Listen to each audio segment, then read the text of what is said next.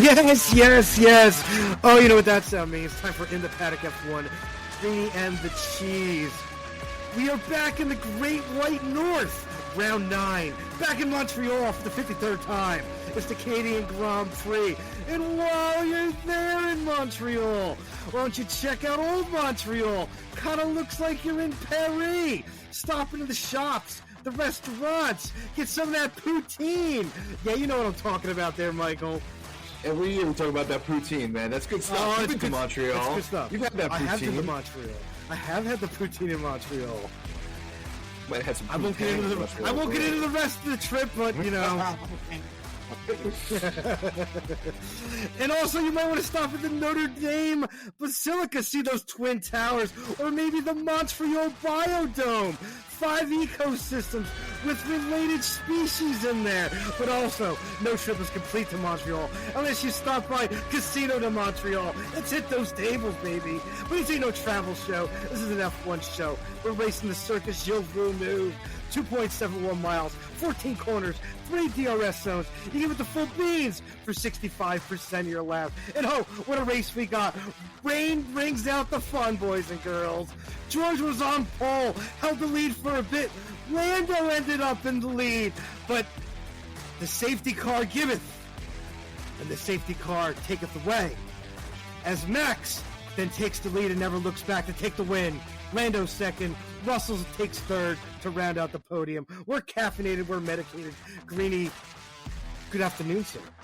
Seems like it always rains in Montreal, and it also rains when I was there. Like,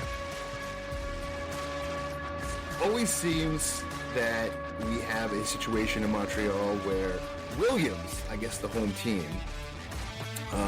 ends up with something going on. Crazy weekend for them. Crazy weekend for every team.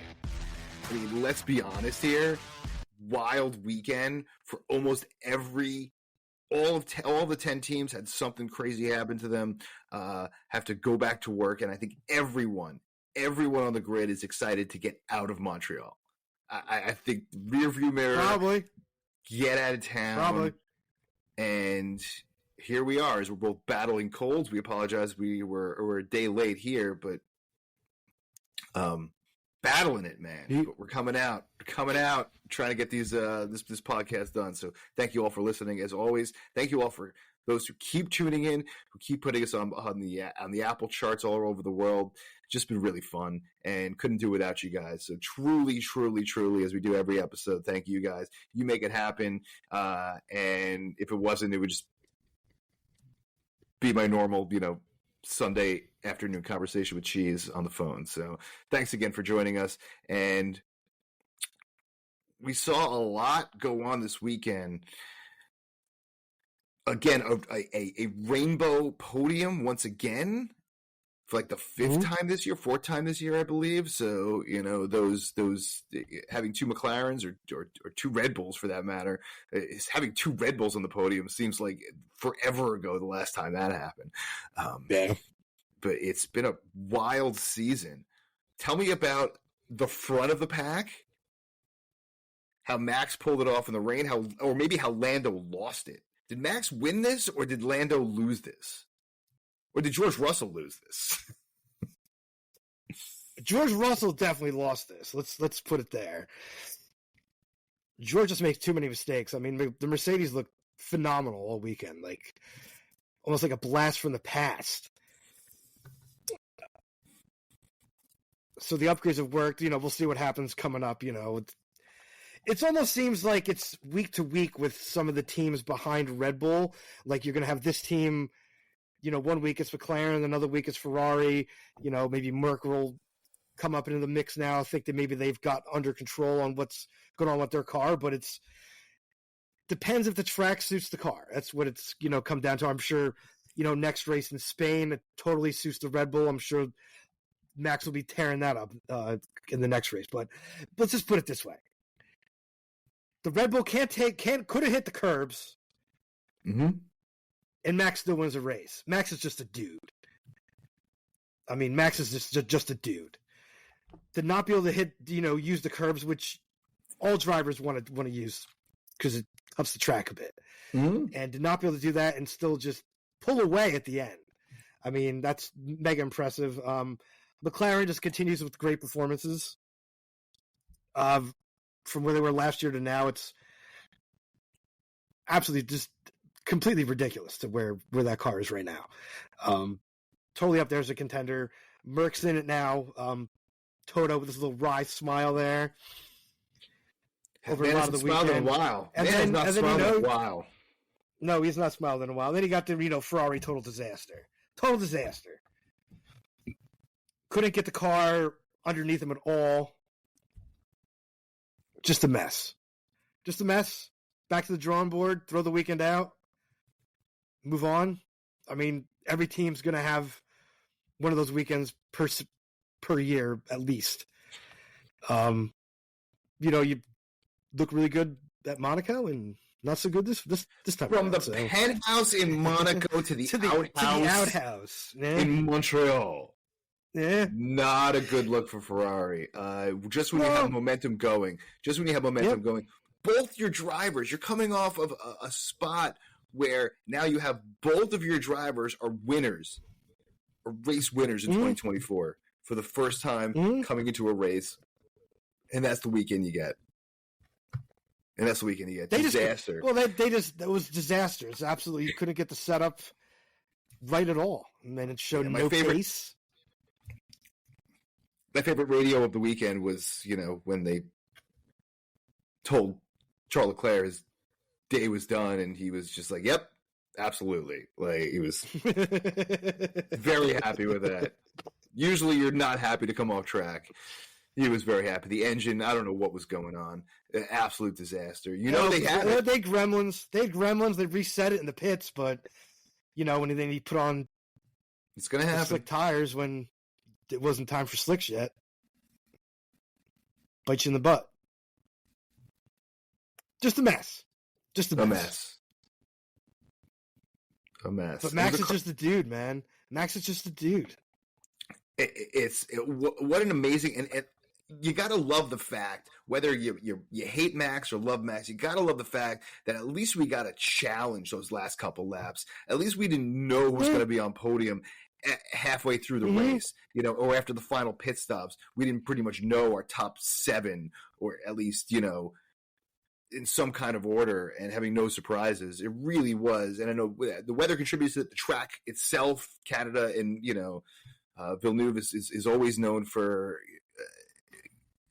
a really leveler, and that really happened. You have 2 Alpines up there. I'm sure we'll get to that later in the top 10, and I'm sure we'll get to all the Haas nonsense, which nobody wants to hear about. But man, our teams had some rough weekends. I don't know if there's been a time where both of our teams have not scored any points at the end of a race, but here we are.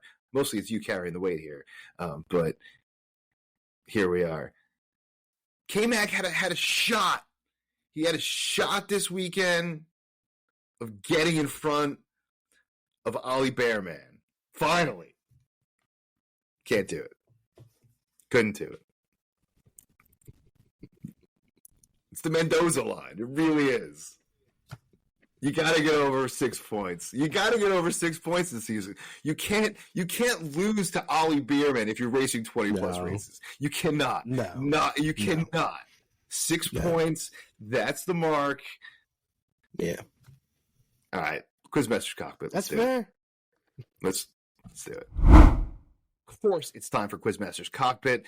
One time around the track, 3 sectors. That means 3 questions from Cheese to me to once again try to embarrass me, and who knows what kind of questions. I do appreciate the 2024 season. We have not had name the 7 drivers or multiple parts or things like that, very SAT but I could tell by your laugh that is over. That is over, and we are not really. Some I got tough 3 questions tonight. I got 3 solid questions for you. All right. Are you ready? As ready as I'm going to be, I guess. All right. Question number 1, sir. What is the name of the island circuit Gilles Villeneuve is built on? Oh, I knew this at one point. I forget. I didn't see you coming with that. You just pulled like a Rocky Balboa, like switching styles right at the beginning of a fight. I didn't see that. The Isle de Montreal. Notre Dame Isle. Oh, that's right. It's Notre Dame Isle. And did you know another little tidbit there as well? I knew that. Did you know this? No, I what didn't. The stone or rock they used to make that island was from tunneling for the Montreal transit system for the subway. I didn't know that at all. I've got that a little bit of my research. I knew Notre Dame Isle. I knew that. Already just very, very Williams-like as I spin out right at the beginning here. All right. Question 2.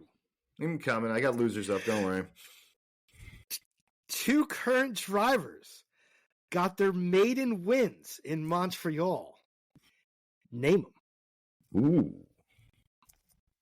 2 drivers on the grid. Ooh. First wins in Formula One. We're at Montreal. Ooh. Some random win here. Like Esteban Ocon. No. That was Hungary. That's right. That was the random one he won. That's a good question, man. Sergio Perez? No, that's 2. You're done. Fernando Lewis Alonso? Hamilton? Oh, that's Lewis Lewis Hamilton? one here. And Danny Ricciardo. Ooh. Maiden wins in Montreal. That's a good question. That's a solid question. This one, the third question is also a pretty they said it on the solid broadcast too, and I totally missed it. They actually did say that on the broadcast. Thank you very much. I'm sure they did. Question number 3, also a very solid question. In 1973, what happened for the first time in Formula One at the Canadian Grand Prix? Is it the first time in Formula One history?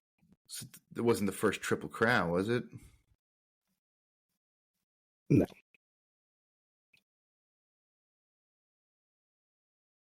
The Grand Slam? No. Incorrect. The safety car was introduced for the first time. How about that? You came with the goods, man. I just got...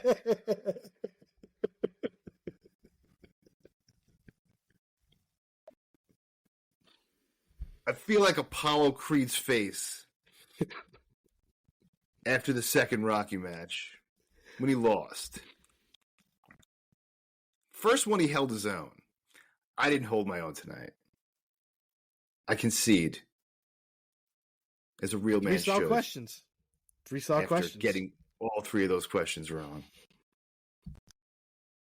Well, but as if you were paying attention at home, maybe you learned something if you were paying attention at home. I know I'm probably going to forget everything we talked about. But by decree, by decree, sir. But as decreed, long time ago, how you perform in the cockpit tells us how we're going to lead into our next segment. And that means we're going right to losers because you were over 3.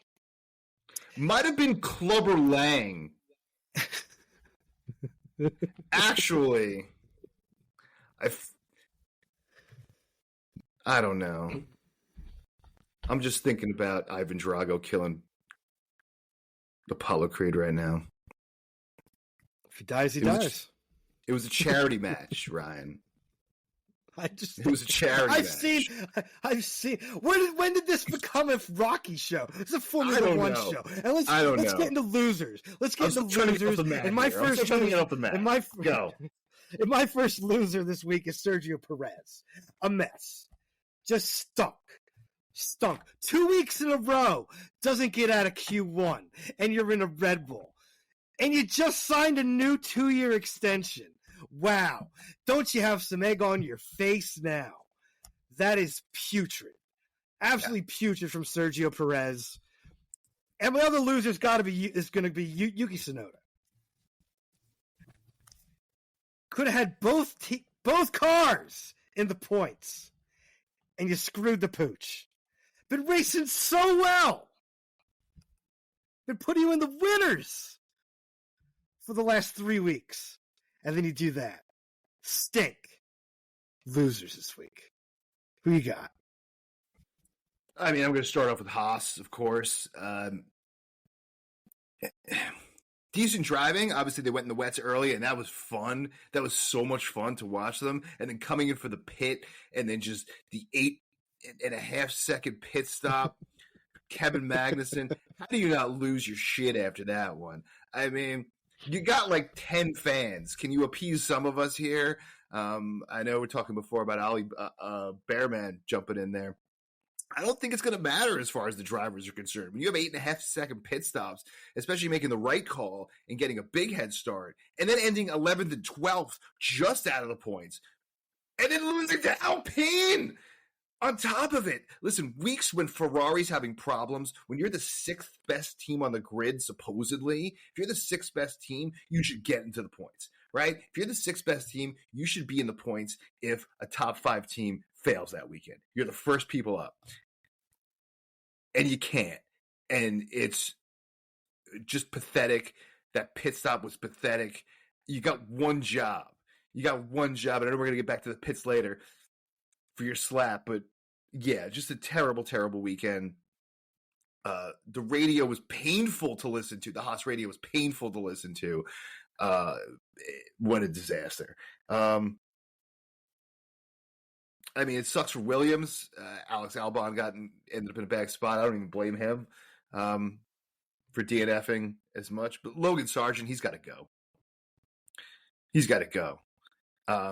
The track was dry when he hit the wall, or drier at least when he hit the wall, and they were pissed. If you listen to the radio, they're really genuinely not happy with him, and you can sense the frustration on the radio side in regards to Logan Sargent. And this is about, He actually looked good for most of the but weekend. He looked good all weekend, except for and then you crash out. That makes you a loser. He did look good. Yeah, Williams looked good, but Williams usually looks good in Canada. So, well, it's a lot of straight line speed, and yeah. That's the only feather they got in their cap. Yeah. So Williams does have good weekends here. But that was another opportunity for them to score points, and they didn't. And that was rough. That was rough, especially after coming off a decent looking weekend. But it doesn't matter. It doesn't matter when you can pull into the pits at the end of the day, and you're DNF. A double DNF, joining the red cars as well. Do you have winners? I do have winners. Aston Martin, 6th and 7th, solid. Sure. I mean, I think that's Lance Stroll's best finish at his home Grand Prix as well. So it was a nice performance. I'll leave one team for you as well for winners. Let's give it up, Danny Rick. Performance have been pretty poor last couple races here, and to throw in an 8th, solid. Only member of your team scoring points thanks to Yuki's screw up there. So let's give it up for Danny Rick, getting them points. Look pretty good all weekend too. Fast. Maybe that criticism when Villeneuve there trashed his ass. Trashed him bad. Maybe that fired him up a little bit for the race. And came out all weekend putting the pedal down, showing some confidence for a change.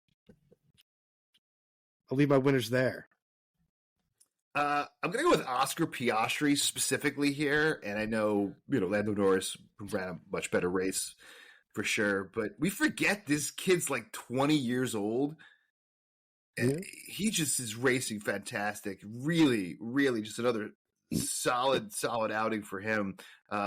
He was right in the mix for, podium towards the end there. Beaten out by Russell and then Hamilton as well. But still. I just like how calm he is on the radio. Like, he sounds like he's been in the car for 10 years. Beyond his years. I mean, you wouldn't believe that's why when he's 20 years old. When they got on the radio to him late in the race and they said, do you think you can take it to Max? And he just went, I'm trying to keep Russell behind me. Just leave me alone. Let me drive. Just leave me alone. Showed absolute maturity.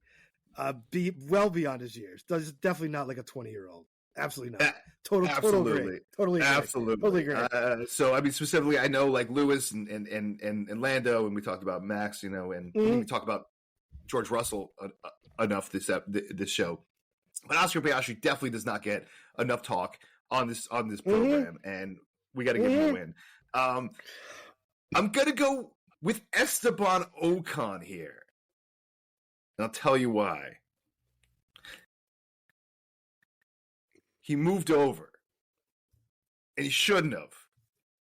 And he was pissed as hell. And there was no way Pierre Gasly was ever catching Danny Ricciardo. Alpine was wrong. And Esteban Ocon did not hold back there. So I give Esteban the win. But you got to give it up to Alpine for getting 2 on the board there. But Ocon was pissed as hell.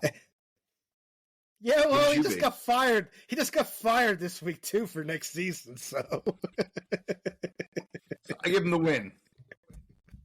You knew he was getting fired. Everyone hates Esteban Ocon. You talk to people around the paddock. He's not a liked. I don't know if everyone hates him. Maybe that's a little strong. I apologize. But definitely does not make friends. Well, we'll get into that we'll get into that in the news. But we'll get into that in the news. You might have lost off track getting fired, but you won on track. You gave up the position.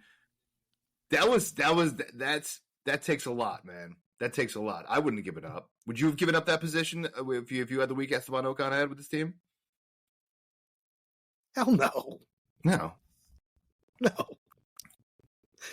Fired my ass? Stick it. And those are my winners.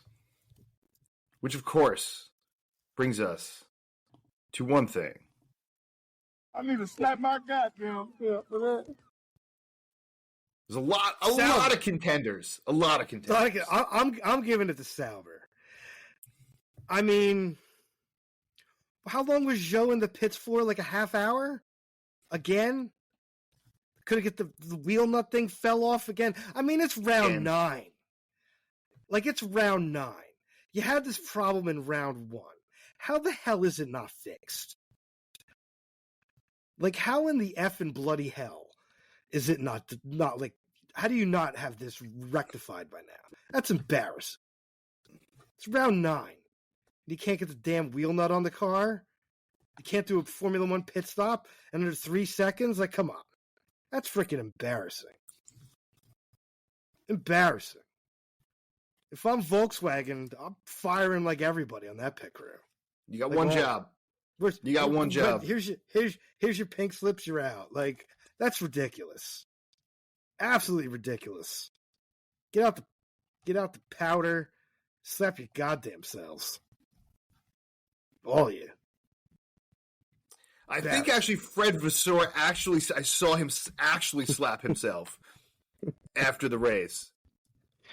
So maybe Ferrari should have got it, but that's fair. But what a disaster! That's fair. Freaking disaster! Oh yes, back in the paddock F1 green the cheese. Oh yes, you know what that sound means? Best damn time in the week. Hell yes, I do. We take that fantasy ride to the fantasy island of Greentopia. Where the beer flows like wine, the wine flows like beer. And the cannabis, oh yes, it grows as far as the eyes can see. Look at it. Look at it out there. Look at it. Green and luscious. Take a little whiff. That air smells fantastic. Take a little walk to the top of the hill. The casino at the top. Just like Monaco, baby. Are we cashing in or are we checking out? Tell you this, I'm at that checkout counter right goddamn now. I did not have a great weekend. I didn't have a great weekend, although I did hit the trifecta. So that was a very nice job. I had the Verstappen, Norris, Russell plus 500. I lost my other two, which was two Visa Cash App, RB, Red Bull. Yeah, Yuki screwed you on that one. Yuki screwed me on that one. And I also went a double way. I went two McLarens on podium. It's kind of a backdoor just in case my trifecta didn't work out. But obviously that didn't work out. And obviously I should have thought about it better because you kind of want to win all three, put yourself in a position. I didn't. But I'm plus 200 this week. You, unfortunately, are minus 150 greenie bucks. I don't have your bets in front of me, but you lost them all. So you had a trifecta, which was close. You had Russell winning. You have some crazy plus 2,200 trifecta. Gambling time. Listen, when you're up 1,000 greenie bucks, when the rain, I'll tell you, when the rain hits. That's why I threw Alonso on podium because wily veteran.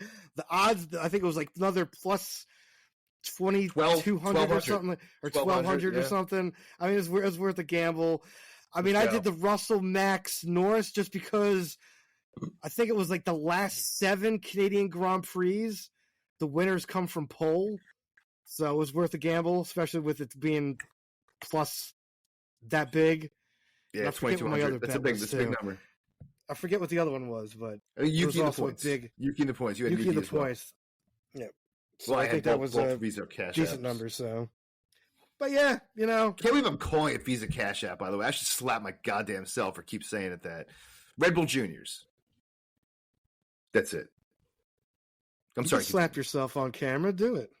No, I'm not slapping myself. I'd stop. Not this pretty face. Some baby powder for that. Well, that can only lead to one more thing. It's time for In the News. In the news. A whole bunch of news this week. Let's start out. Let's go right into your team. Couple things here. The Bear Man confirmed will be at Haas next year. Are you happy? We knew this for a while. I don't know what we're going to get. I have no idea. But I'm glad that they're going cheap as far as, or not cheap, that's not the right word, inexpensive as far as drivers are concerned. You have a lot more things to spend your money on. Your car's not fully developed yet where you want it to be. If you want to be a top 5 team, you're not there. There is a hole. There's an opening, it feels like, at least with, Aston Martin and Alonso leaving there. So there could be a hole for Haas to be the 5th best team. And let's put some money in development. Give it a year or two. Alonso re-signed at Aston, by the way. I knew that. That was like a couple races ago. That's right. It's been a tough month. I've been in the tank. But question, a little new. No, hold on. You asked me a question. Right. And I get young drivers. Nobody cares who your drivers are. K-Mag's not going to do anything different for you, or Hulkenberg. They're not going to make. It's not going to matter. You're not scoring points. You cannot score points with someone else. Who knows what Ollie Bearman's going to be? He was driving a Ferrari that was with no gremlins. So who knows where he's going to be and what he's going to be in a Haas? I don't know anything. Another basic tidbit with your Haas team. They're closing the doors to their NASCAR team. Does that mean they might be selling Formula One team to Andretti? Or would you like to see that? I'd like to see some kind of partnership. Obviously, NASCAR is not making the money. I think it was purely a business decision. NASCAR was not making the money it was 20 years ago. Just a fact. NASCAR also makes money in different areas. And that doesn't mean Haas is leaving NASCAR itself. There's a lot of other avenues to go to make money in the sport. But I don't think owning is as lucrative. Definitely not as lucrative as F1, even when you suck in F1. And way more lucrative than NASCAR. And I think it's just not the sport that it was 10, 15 years ago. And just point blank. And I know you've watched a lot more NASCAR, or have watched a lot more NASCAR than I have over the years. And I don't know how you feel about that, but I think revenue wise, it's down, and it's not what it was. I know they lost all their majors, their big time sponsors all left them, so they were in trouble, and performances haven't been there with that team, and toast. No profit, no team. And we're not talking about like a slight profit. They're hey, and to be honest, Gene Haas just doesn't seem like he knows what the hell he's doing anymore. To be honest, I say it all the time. Gene Haas has no idea what he's doing. So I mean, I think it's time for him to sell his Formula One team to Andretti and move the hell on. I think we had a show this year titled "Gene Haas has no idea what he's doing." If you look back in the archives, which are all free, so you should check out and listen to all of our episodes, all the way back, all the way to episode 1. But with that, we definitely had an episode about Gene Haas not knowing what I think it was the title of it. So yeah, I'm on that train, absolutely. But I don't think he's going anywhere. I could yell about selling the team, forever. You've been yelling about the Dolan selling the Rangers for the last 15 years. So and the Knicks. maybe not anymore. But anyway. So, you can yell about anything. It's not going to happen. But at some point, it's too expensive to be a hobby, right? A lot of people get in this with that much money, and okay, it's a hobby. It's not a hobby. It's way too much money, way too much profit. You have a board, you have investors. It's a lot bigger than just owning a team. It's very complicated. News story 3, as we discussed a little earlier, Esteban Ocon. He's getting the boot for 25. He will not be at Alpine. Decided to mutually split ways. Are you surprised? And also, rumor has it, Haas may be interested in his services. Thoughts on that? Well, I did give Esteban Ocon a win this week for a reason. One being he may end up with Haas. Yeah, he's one of the least liked individuals on the grid, right? He is. But and first of all, no surprise, zero surprise. I think we knew right from the get-go. I don't know if either of these Alpine drivers are coming back, but Esteban Ocon has really been tough as far as a personnel perspective goes. So if you're not winning and you're a jerk, and you're not someone that you want around the paddock or around your team, you got to move on from them. That's going to be anywhere in life. If he won a couple races this year, or he was finishing the points, or he was out driving his vehicle, right? It'd be a different story, but he hasn't. And I can't believe he moved over for Pierre Gasly with like 2 laps to go. After what he did at the Monaco Grand Prix, he better do everything they goddamn ask him to do. Because he's lucky to still be driving every week at this point. After that debacle, running over your teammate like that. That was the most ludicrous thing I've ever seen in quite some time. It's a little ludicrous. I mean, but, he's nuts, Esteban Ocon. Well, he has problems with Gasly going back to like go-karting. So that team, those two guys together, was never going to work. That was never going to work. Never going to work. So whoever really came up with that decision is a dumbass. Or Dumas, if you want to put it in French. Yeah, no, but good point. Good point on Monaco. I mean, stuff happens. It's a lot different. I'm really surprised. I was a lot different when you let him drive this weekend. Driving angry. That's fair. No, he's driving angry for a while, and that's why he's driving like a fool all season. So you can't drive angry. Got a point this weekend. Nowhere. He did this weekend, and he moved, and he wasn't an idiot. How about that? I can't believe he moved over. Guess that happens when you get fired. We got 2 more bits of news. Very heavy news week this week. Also confirmed, Kimi Antonelli will be taking the second Mercedes seat next to George Russell next year. Are you surprised? No surprise there either. Again, we've been talking about this since like March. They love Kimi. They love him. We have a second coming of another Kimi. That's what. And well, they're hoping he's the second coming of Max Verstappen. That's what they're hoping. Well, yeah. Listen, I think you'll take Kimi Räikkönen, or anyone who's lasted, a decade plus in the sport. You never know with these young guys. You never know what's going to happen. But he's got the goods, man, and he's had the goods, and they really like him. I'm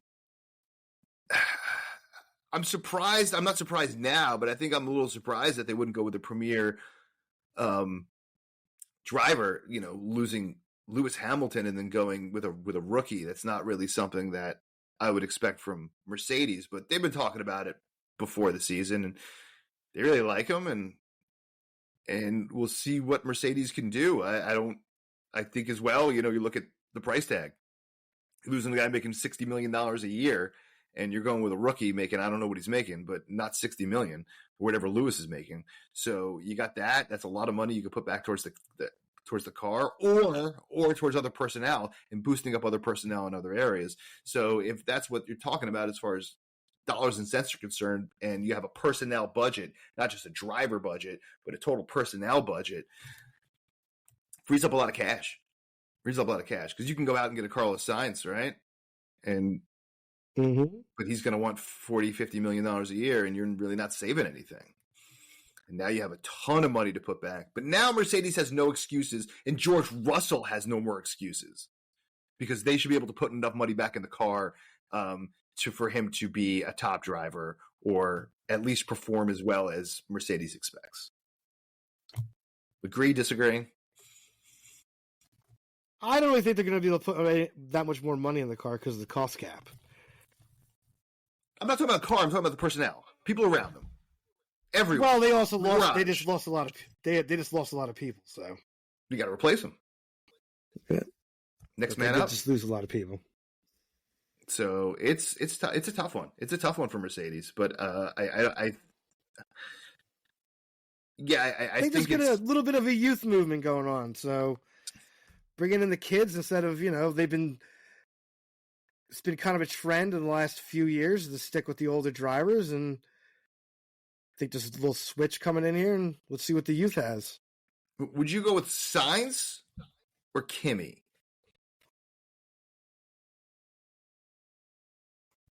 Personally, right now, with where they want to be, I'd probably go for Carlos. Throw Kimi in like one of the Williams seats or something like that. Let him get his feet wet first, kind of thing, without the pressure that there's going to be when you're driving for a Mercedes. You're going to be expected to put up. Absolutely. Being in the Mercedes, there's going to be a lot more pressure than if you threw him at the back of the pack and in Williams or something like that and let him grow for a couple seasons. That would probably be my choice, but I'm not Toto Wolff and I don't sit in that chair. All good points, sir. As we wrap it up, any more news to share? One more for you. The 26 regs were released by Formula One. The cars will be 40 to 50 kilograms lighter, and 100 millimeters will be taken away in the width and length. So the cars will be a little smaller. About goddamn time. You got to go smaller. Go ahead. Question. Are you you like the changes, or would you like to see them go a little bit more? I'd like to see them go a little bit more, but lighter scares me a little bit because of the aerodynamics and the chance of a car backflipping. No. That's what you want. The hybrid the hybrid engines have added so much weight to the cars. You're going to take away 40 to 50 kilograms. That'll give the cars a little bit more nimbleness, a little bit more raceability. You're going to take a little bit of the width away and the length away and make the cars a little bit smaller. Kind of going back to the olden days where the racing was fun and exciting.